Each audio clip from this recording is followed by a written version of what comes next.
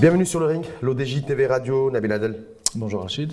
Merci d'avoir accepté notre invitation en cette période ramadanesque et d'avoir accepté, c'est jamais facile de monter sur un ring et de mettre les gants dans cette période, non? Non, ça va. Ça va, mais en tout cas, merci une fois de plus à vous. Je vous remercie de m'inviter. D'avoir accepté donc l'invitation. Je rappelle que vous êtes enseignant-chercheur en économie et en relations internationales. Donc, débat en 3 rounds thématiques avec vous. Premier round, Moudawana, un facteur de développement avec un point d'interrogation. Est-ce qu'effectivement une révision globale de ce qui est en cours, hein, on verra bien ce qui adviendra d'ailleurs de la Moudawana, du code de la famille, est-ce que c'est un facteur de développement ou pas? Si oui, de quelle nature? Deuxième round, plus d'égalité homme-femme, est-ce que de facto c'est plus de création de richesse, donc plus de PIB additionnel, avec un point d'interrogation? Et enfin le troisième round, quel modèle de croissance économique en pleine transition démographique accélérée et soutenue?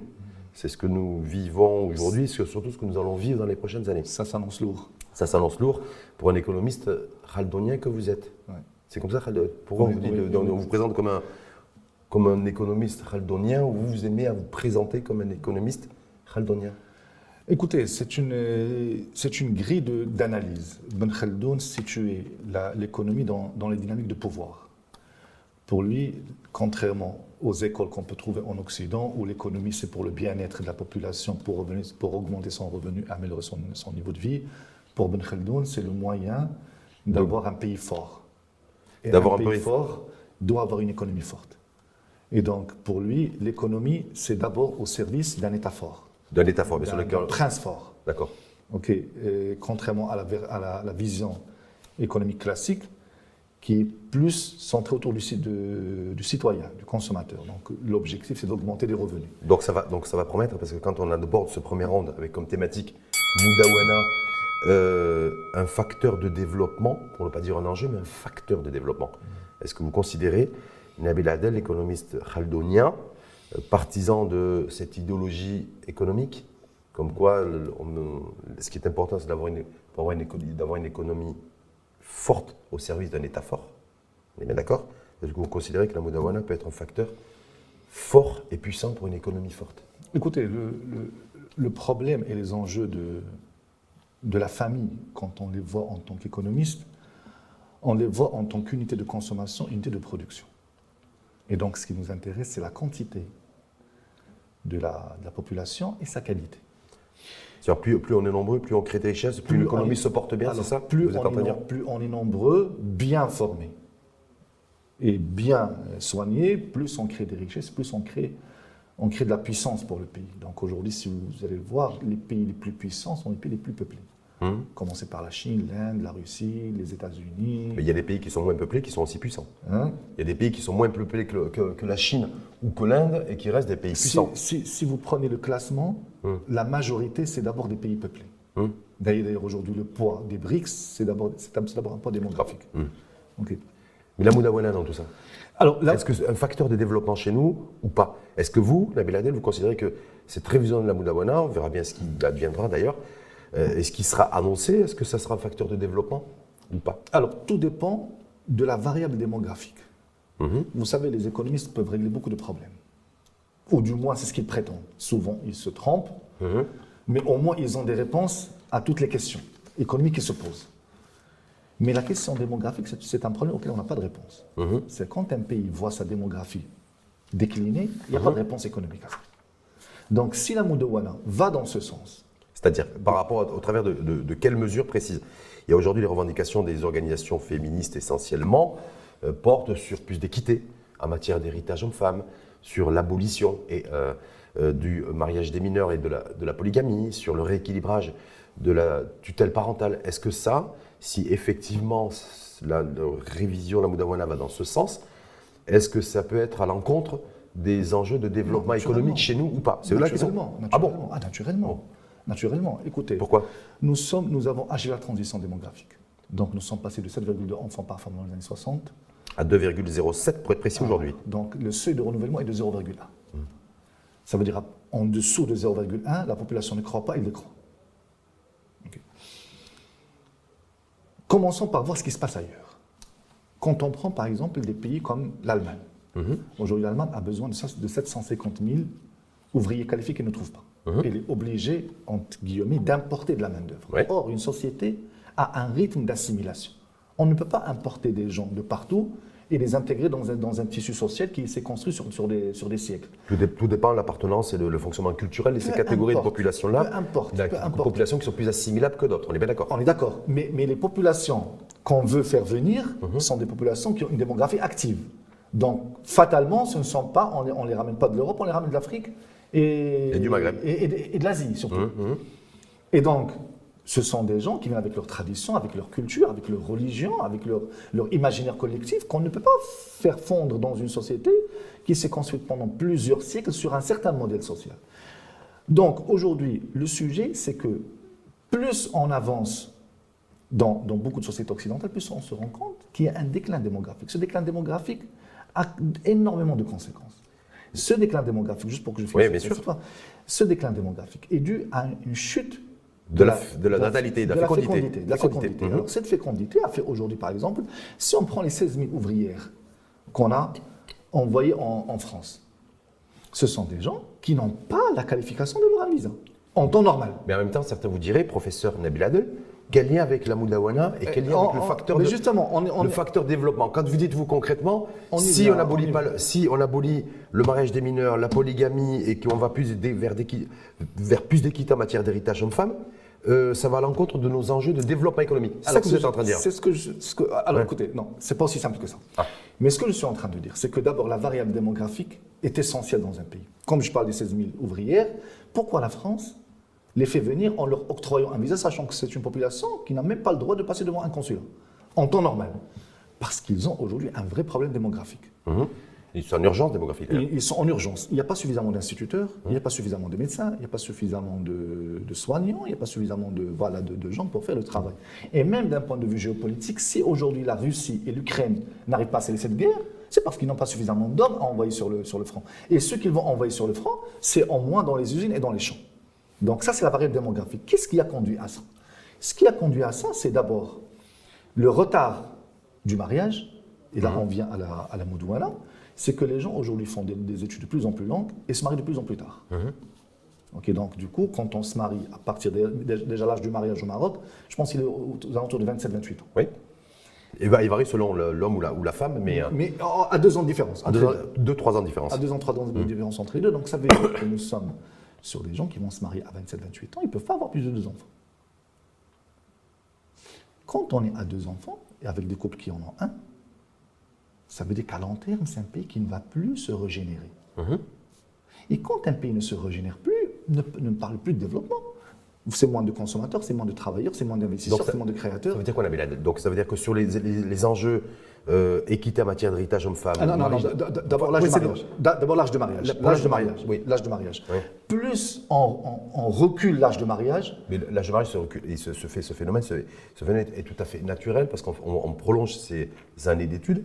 Donc on se marie beaucoup plus tard. Oui, donc, ça veut dire qu'on ne peut pas intervenir. Il n'y a pas de politique publique qui peut intervenir pour que les personnes se marient plus tôt. On est bien d'accord? Bien sûr, aujourd'hui. On va voir de quelle manière. Mais aujourd'hui, quand vous, par une décision administrative ou légale, vous interdisez le mariage avant 18 ans, qu'est-ce que vous faites? Vous êtes en train de pousser davantage l'âge du mariage et de le retarder. Et donc de condamner ce pays à avoir... Pourquoi, Nabil Adel? Pourquoi? Parce que quand on se marie tard, on a des enfants tard, on ne peut pas en avoir plusieurs. L'âge d'activité démographique intense, c'est entre 15 et 24 ans. C'est là où, les 15-24 ans, c'est là où le taux de chômage chez nous est le plus élevé. C'est le pic. Cette catégorie de population. Cette catégorie de population, le chômage est le plus élevé. On est sur 43% de taux de chômage sur cette catégorie de population. Pour des raisons de politique publique. Juste pour qu'on ne confonde pas les sujets. Oui, non, mais c'est juste pour dire les 15-24 ans. En tout cas, vous dites-vous si l'âge minimal en fait pour se marier il ne doit pas être limité. Non, je ne dis pas ça. Ça, c'est aux politiques de prendre les décisions. Moi, je suis un observateur, un intellectuel. J'observe. Je dis, plus on recule l'âge de mariage, plus on accentue l'effondrement démographique dans ce pays. Maintenant, on en tire les conclusions qu'on veut. Je ne suis pas en train de recommander des politiques publiques. Je suis en train de constater... Si demain la décision est prise d'interdire formellement, plus de dérogation d'ailleurs, le mariage des mineurs, pour vous dites qu'il y aura un impact économique qui sera négatif dans les prochaines années. Naturellement. Pourquoi? Pourquoi? Parce que d'abord, vous allez encore consacrer davantage le retard de mariage, davantage moins d'enfants, et avec tous les problèmes à long terme que ça va poser, je pense qu'on va aborder ça. Quelles sont les conséquences de cette situation sur toutes les rubriques économiques que nous comptons dans un pays. Donc aujourd'hui, le fait d'interdire par une décision légale le mariage. Ce sera une décision administrative, mais politique, attention, parce Politique. qu'il y aura un vote, le vote de la loi. Vous dites, vous en tout cas, vous êtes mordicus là-dessus. Vous campez sur vos positions, vous dites, si on abolit demain le mariage des mineurs, on va le payer économiquement. Alors encore une C'est ça que fois, vous êtes en train tout de dire. dépend de ce qu'on appelle mineur. Parce qu'à partir de 16 ans, on n'est plus mineur. Okay. D'ailleurs, aujourd'hui, au Maroc, on peut travailler à 16 ans et conclure un contrat de travail à 16 ans. Donc, le Code du travail vous permet de commencer à travailler à partir de 15 ans révolus. C'est-à-dire qu'à partir de 16 ans, vous pouvez vous marier. Alors, je ne vois pas pourquoi. Vous pouvez vous travailler. Je ne vois pas pourquoi on peut travailler à 16 ans, on ne peut pas se marier à 16 ans. Enfin, en tout cas, pour l'instant, on pouvait se marier si on bénéficie d'une dérogation. On est bien d'accord. Déjà, alors que pour le travail, on n'a pas besoin de dérogation.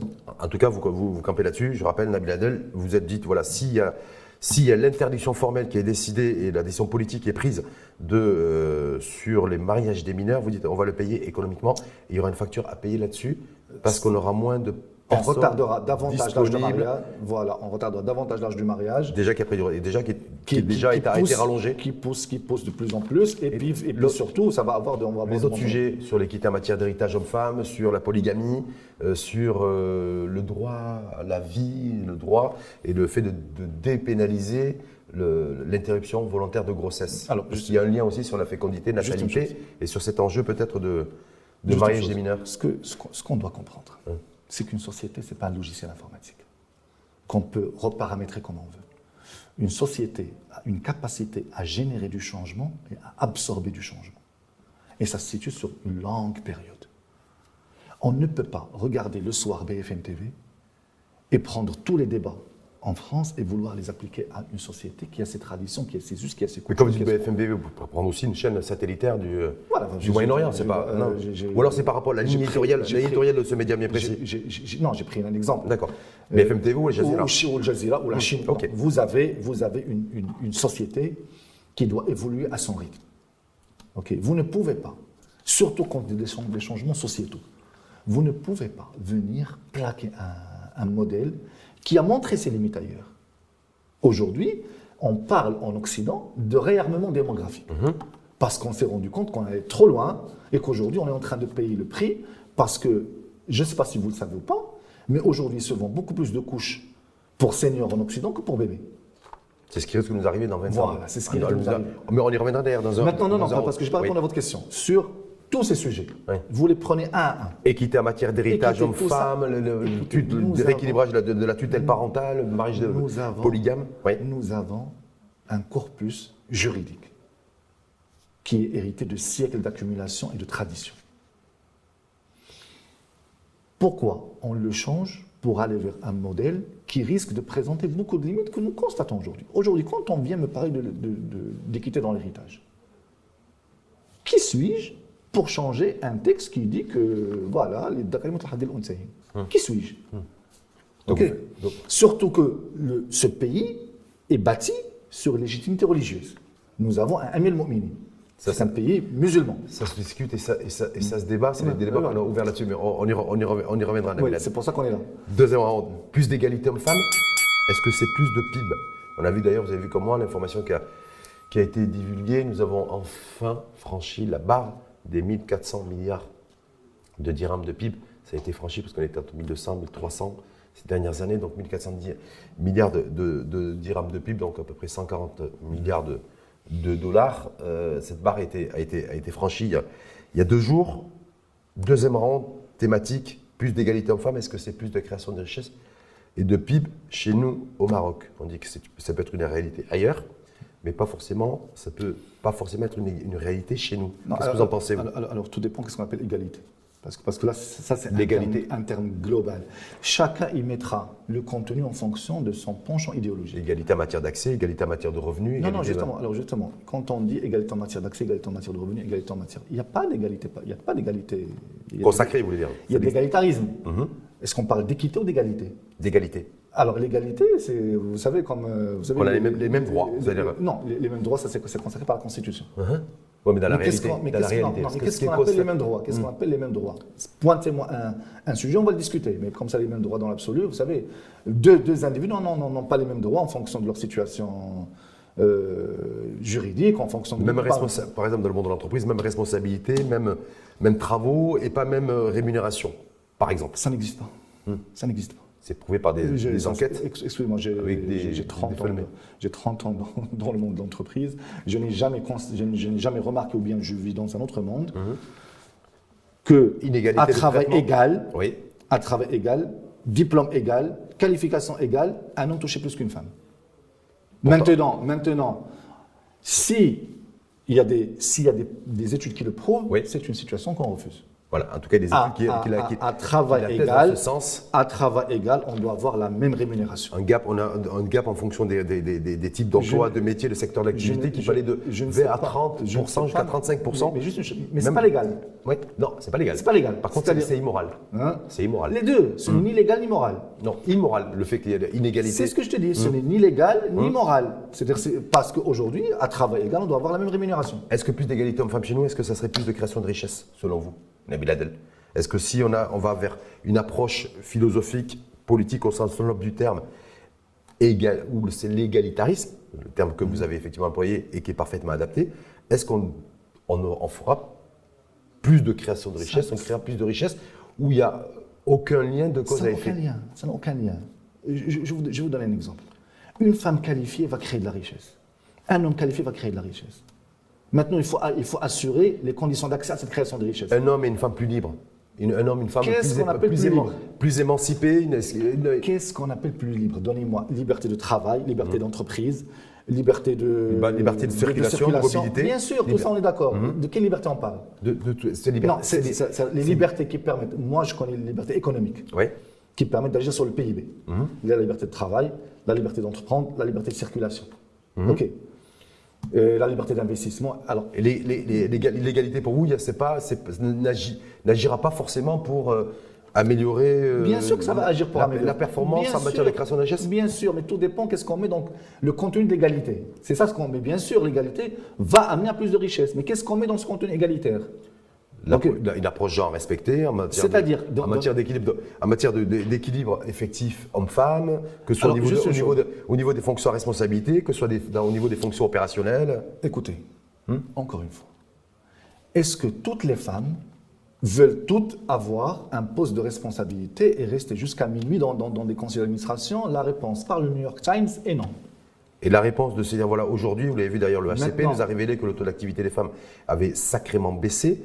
On est sur 100 femmes, il y en a plus de 90 qui ne sont pas en activité ou qui ne sont plus en activité, en tout cas au niveau qui ne sont pas dans les radars du HCP. Est-ce qu'on avait plus de femmes incluses et on aurait plus d'inclusion de femmes sur le marché du travail? Est-ce qu'on aurait ça va. Alors si on considère qu'une femme qui s'occupe de ses enfants au foyer n'est pas un travail. Si on considère que ça, ce n'est pas un travail, naturellement, vous allez avoir des taux comme ça. Or, une femme qui s'occupe de ses enfants à la maison est un travail à plein temps beaucoup plus fatigant qu'un travail salarié. Mais c'est un travail qui est non reconnu, avec pas un véritable statut pour la femme. Il faut femme au foyer, c'est ça? Il faut qu'il y ait un statut, il faut qu'il y ait une rémunération pour cette femme. Parce que d'un point de vue économique, ça c'est la création du PIB.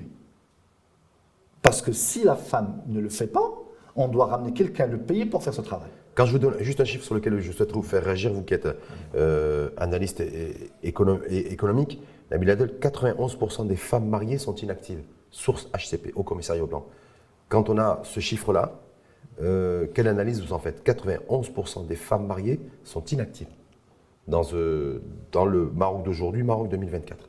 Est-ce que ça veut dire qu'on perd des points de PIB, en l'occurrence, parce qu'on a trop de femmes, en tout cas, qui sont majoritaires dans le pays, parce qu'il y a plus de femmes que d'hommes, mais qui sont des femmes, en tout cas, où 91% d'entre elles, mariées, sont inactives? Alors, encore une fois, le problème en économie ne se passe pas en ces termes. Est-ce que ces femmes, une fois sur le marché du travail, seront productives au même titre que les hommes? L'économie ne s'intéresse pas au genre. Elle s'intéresse à la productivité de l'individu. Ok.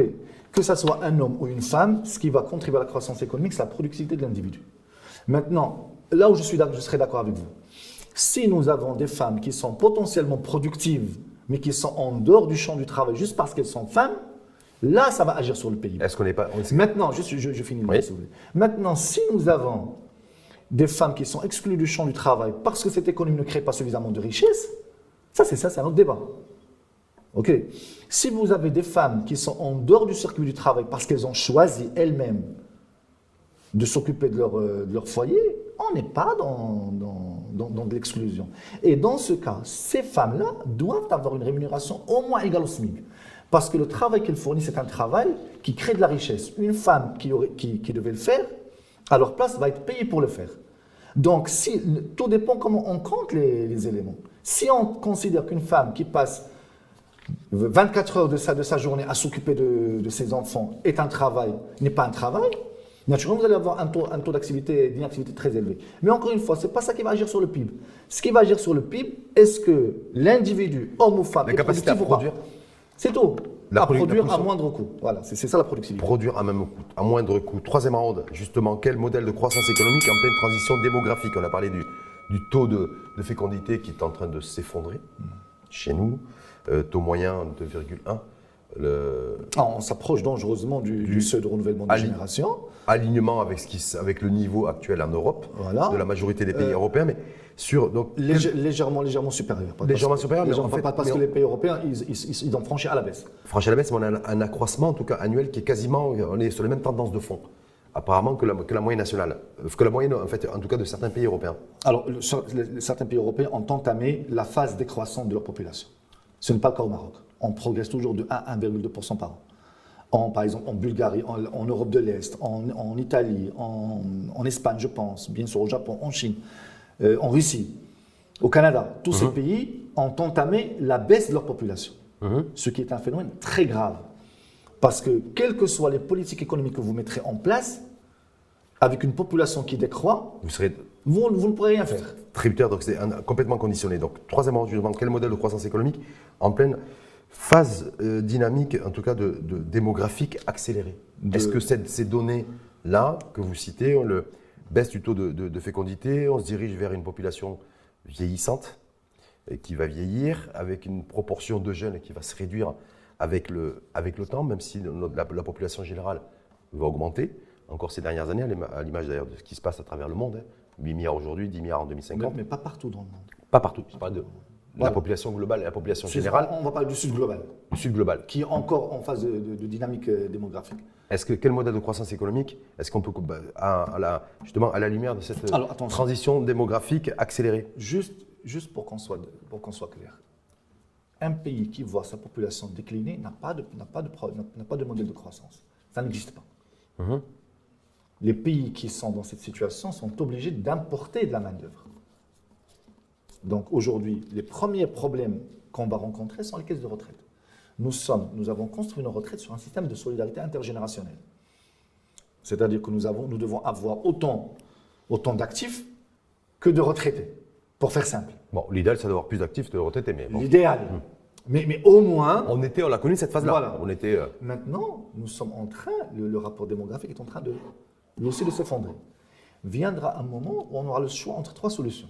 Soit faire travailler les gens jusqu'à 90 ans, soit diviser par 3 leur pension retraite, soit multiplier par 2, par 3 les cotisations. Les taux de cotisation. Alors, dites-moi, et maintenant que le Maroc s'engage dans le chantier de l'État social, qu'est-ce que ça veut dire? Ça veut dire que pour financer cet État social, vous devez avoir de la jeunesse qui travaille, qui crée de la richesse et qui finance pour ceux qui ne peuvent pas avoir un revenu. Quand vous réduisez cette base en interdisant l'âge, en interdisant légalement de se marier avant 18 ans, avec tous les changements sociétaux que vous voulez imposer, vous n'irez à long terme que vers cette voie. Aujourd'hui, il n'y a pas de suspense dans cette évolution. Si on veut savoir ce qui se passera dans 15, 20, 30 ans, On n'a qu'à voir ce qui se passe aujourd'hui dans beaucoup de pays occidentaux qui ont suivi ces Bon, droits. l'OCP a fait des projections là-dessus. On sait, grosso modo, le visage et le paysage un petit peu du Maroc à l'horizon 2040, 2050. Oui, c'est un pays où il y a de plus en plus de seniors, de moins en moins de jeunes. Et... Ça, c'est une donnée structurelle. Quoi qu'on fasse aujourd'hui, non. est-ce qu'on peut inverser la Bien tendance sûr qu'on ou peut pas? inverser. Parce qu'on se dit que la courbe du vieillissement de la population, en tout cas, C'est aujourd'hui, on encourage, on a une politique active de natalité, ce que quelqu'un comme président Macron appelle le réarmement démographique. c'est-à-dire par le revoir à la hausse les allocations D'abord, pour chaque naissance, c'est ce qui a été fait d'ailleurs pour la première naissance chez nous. À partir de 16 ans, avec autorisation, il faut qu'on laisse les gens marier leurs enfants. Vous hésitez là-dessus, vous Hein? Mariés? Oui, marier leurs enfants, oui, Ouais. avec une autorisation. Je ne vois pas où est le problème. Ok, puisqu'elle peut travailler à 16 ans et sortir travailler dans une usine, dans un champ, je ne vois pas pourquoi elle ne se marierait pas. Ou bien dans ce cas, il faut aligner les deux et interdire le travail jusqu'à 18 ans. C'est-à-dire ni travail, ni mariage. Donc, ou alors travail et mariage. Voilà. Au moins qu'on soit cohérent dans l'ensemble. Vous avez une population de NEET qui ne sont ni en emploi, ni en stage, ni à l'école. Et ni en formation. Voilà, c'est ça. Ni en stage, ni en formation, ni à l'école. 2 millions de personnes. Alors, qu'est-ce qu'on en fait? À partir de 15 ans, qu'est-ce qu'on en fait? Quelqu'un qui veut, voilà, à l'âge de 16 ans, veut marier sa fille ou son fils ou que sais-je. Pourquoi l'interdire? Je ne vois pas quel est le problème. Alors, ça, c'est un point qui est fondamental. Le deuxième élément, c'est qu'il faut qu'on réactive la machine démographique dans ce pays. Le deuxième élément qui est important, c'est de reconnaître qu'une femme au foyer, c'est un travail qui mérite rémunération, au moins égale au SMIC. Ça, j'ai bien saisi ça. Mais est-ce que Nabil Adel, aujourd'hui, on sait très bien qu'on est sur un trend de croissance où la population âgée de plus de 60 ans est en forte croissance depuis 2012, 2013, 2014. 2014, c'était 9% de la population. Je vois d'ailleurs 2023, 13%. Et pour 2040, 2050, on parle de 25, 26, 27% de la population. Donc x2. On est sur un trend x2. Est-ce que ça, on peut agir d'ores et déjà? On ne peut pas. Ça, on peut rien faire. Économiquement parlant, qu'est-ce que j'ai commencé par dire? Les économistes ont des solutions à beaucoup de problèmes économiques, mais pas celui-là. Ici, le problème, la solution est démographique. Elle n'est pas économique. C'est quand vous me dites qu'il y aura de moins en moins d'actifs par rapport aux seniors, qu'il y aura de moins en moins de gens pour travailler, pour produire, pour innover, pour prendre des risques, pour investir. Qui c'est qui investit? Ce sont les jeunes. Mais est-ce que donc vous dites que concrètement, pas de politique publique possible pour inverser la tendance en matière de vieillissement de la population? Il y a des politiques publiques. On peut, c'est ce que j'ai dit tout à l'heure, laisser les gens se marier à partir de 16 ans avec autorisation. Reconnaître le statut d'une femme au foyer comme un statut de salarié qui mérite rémunération pour permettre à des gens qui veulent s'occuper de leur famille, avoir des enfants et s'occuper de leur famille, d'avoir de quoi vivre dignement. Donc ça permettra au moins de maintenir la dynamique démographique. Maintenant, si vous me dites, on ne fait pas ça, comment avoir un modèle de développement, je vous dis, je ne sais pas.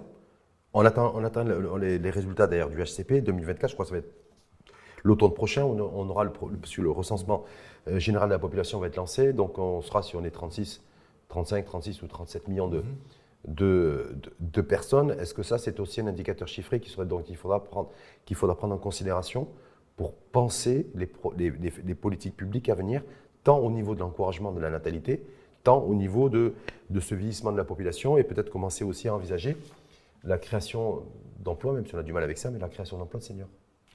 Alors, juste une chose, les 37 millions, pour moi, l'élément, la variable la plus déterminante, c'est quoi? C'est le nombre de jeunes dans ces 37 millions. Parce que c'est cette population qui va travailler, qui va produire, qui va investir, qui va se projeter dans l'avenir. Donc, quelqu'un qui est à la retraite, il ne se projette pas dans une dynamique de création, mais dans une dynamique de survie, jusqu'à ce que Dieu le rappelle à ses côtés. Donc, le problème que nous avons aujourd'hui, c'est que si dans cette population, la proportion de jeunes va en décroissant, à long terme, il n'y a pas de solution. Comme je vous ai dit, aujourd'hui, si vous prenez des pays aussi productifs que l'Allemagne, aussi développés que le Japon, ils n'ont pas réussi à régler ce problème, sauf à importer de la main-d'œuvre. Le Japon ne fait pas ça pour des raisons culturelles. L'Allemagne est obligée de le faire. On a commencé à le faire, nous. Hein? On a commencé à le faire avec des pays des pays frontaliers, C'est limitrophes. pas la même chose. Non, c'est pas la même Avec, chose. C'est avec pas la même possibilité de. Il y a des démarches administratives chose. Je aujourd'hui qui ont sais, été mais facilitées. c'est pas dans cette perspective. L'Allemagne. Mais est-ce qu'on ne va pas, est-ce qu'on va pas formaliser tout ça? C'est si ça, on continue, si le déclin démographique continue à être consacré, on va vers ça. C'est-à-dire est-ce que ça veut dire que d'ores et déjà, Nabil Adel va se risquer au risque du pronostic et de la prospective, comme on dit, de dire que les prochains relais de croissance en fait, chez nous seront portés nécessairement par de la main-d'œuvre importée. C'est-à-dire que d'un côté, on sera un pays émetteur et à la fois un pays récepteur en matière de migration et de migration économique. On aura toujours des citoyennes marocaines qui iront ramasser des fraises dans le sud de l'Espagne et en même temps, on aura de plus en plus, et puis dans un cadre surtout formel, des personnes d'origine ivoirienne, d'origine sénégalaise ou d'autres nationalités de pays amis et frères du continent qui viendront aussi pour répondre à des besoins, à des déficits économiques structurels. Alors encore une fois, c'est bien sûr, ils sont naturellement les bienvenus, ils sont chez eux. Mais les pays ne sont pas des logiciels informatiques. Un pays se construit sur des siècles, avec des histoires, avec ses cultures, ses conflits, ses périodes d'apaisement. Vous ne pouvez pas ramener une population et la greffer. OK. Ou du moins, il y a un rythme d'assimilation. Oui, il y a toujours un temps, une temporalité. Voilà. Le Canada le fait très bien. Voilà. Identifie le fait très bien, non. Apparemment, le fait pas trop mal. Non, le fait très bien, non. Parce que les gens qui partent au Canada, ils ne sont pas très heureux. Donc là, le Canada le fait. Maintenant, le faire bien. Ils ne sont pas très heureux parce qu'il fait froid. Non, c'est pas pour des raisons climatiques. Culturelles, d'intégration, d'assimilation, parce qu'un pays a toujours un socle culturel prédominant. Ça, vous ne pouvez pas changer. C'est pour ça que je dis que les pays ne sont pas des logiciels informatiques qu'on reprogramme. Il y a un socle prédominant. Le Maroc, le socle prédominant, c'est un socle arabo-berbère, musulman, sunnite, malikite, monarchie, presque millénaire. Ouais. Presque millénaire. Donc, il y a des éléments. Donc, il y a l'élément amazigh, il y a l'élément hébraïque, il y a l'élément arabe, il y a l'élément andalou, il y a l'élément africain. On a mis des siècles à arriver à cette configuration. OK. Et l'avantage qu'on avait avant, c'est que les vagues qui venaient prenaient le temps de s'intégrer dans le tissu social. Là, il faudrait que le process soit plus rapide. C'est pas une cocotte minute. Vous voyez, donc, si vous essayez d'accélérer le processus, vous risquez d'avoir une dislocation de la société. Encore une fois, le point le plus important, c'est qu'une société a deux rythmes qu'on ne peut pas accélérer. Sinon, ça conduit à des catastrophes. Le rythme d'assimilation d'une nouvelle masse qui arrive et le rythme de génération et d'absorption des changements sociaux. Donc, Nabil Adel, si j'ai bien saisi, avec cette petite demi-heure de débat ensemble autour de 3 rounds thématiques, toutes les décisions qui seront prises dans le cadre de la nouvelle version, révision de la Moudawana, auront un impact direct ou indirect. Non, direct d'un point de vue économique. D'un point de vue démographique et indirect d'un point de vue économique. Voilà, c'était pour ça que je parlais de direct et d'indirect. Excusez-moi. D'un point de vue direct au niveau démographique et auront un impact indirect sur l'économique, le tissu économique et notre modèle social dans son ensemble. Exactement. Qui se Parce finance. que je vais vous dire une chose. Oui. Les démographes vont vous le dire. Vous passez de 2,2 enfants par femme à 2,1 enfants par femme à 50 ans, ce sont deux sociétés différentes. Différentes, tout à fait. Alors maintenant, quand ça s'effondre, on ne voudrait pas arriver à ça. D'autant plus que on est en dessous de 2 au niveau du le taux de fécondité, le taux d'enfants par femme. Ouais. On est descendu en dessous de 2 dans le monde urbain. Oui, la situation va aller. Et le problème, c'est quoi? C'est que la courbe va devenir exponentielle. C'est-à-dire que la moyenne nationale, c'est 2,07 et c'est moins 2 au niveau du monde urbain. Et ça s'accélère très rapidement. Ça va très très vite. Ça va très très vite. En tout cas, merci d'avoir fait ce lien de cause à effet. C'est comme ça qu'on dit, de causalité. Ouais, de causalité, exactement. De Nabil Adel autour de ces enjeux Moudawana que très souvent on voit sous un prisme social, sociétal, et c'est important, voire culturel et religieux. Mais avec vous, l'exercice, c'était sous l'angle purement économique. Et géopolitique. Et géopolitique, vous dites que concrètement, les décisions qui seront prises dans le cadre de la nouvelle version de la Moudawana auront des impacts directs d'un point de vue démographique et indirects d'un point de vue économique. Tout à fait. Merci à vous, Nabil Adel, et à très bientôt. À très bientôt.